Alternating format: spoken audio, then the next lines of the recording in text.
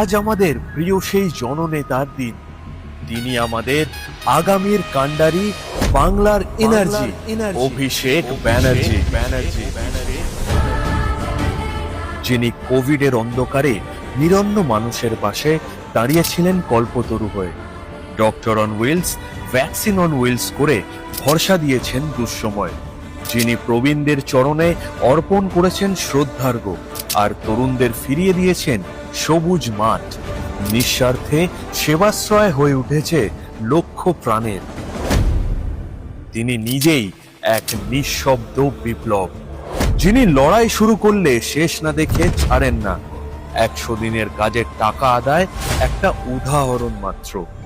আগামী 26-এর লড়াই শুধু মমতা বন্দ্যোপাধ্যায়কে চতুর্থবার মুখ্যমন্ত্রী করার লড়াই নয়, আগামীর লড়াই বিজেপিকে শূন্য করার লড়াই, বিজেপিকে শূন্য করার লড়াই, বিজেপিকে শূন্য করার লড়াই। বারবার তিনি প্রমাণ করেছেন বাংলা মানেই লড়াই, আর লড়াই মানেই জয়। তাই তো ডায়মন্ড হারবারের মানুষ টানা তৃতীয়বার রেকর্ড ভোটে তাকে জিতিয়েছে। শুভ জন্মদিন দাদা।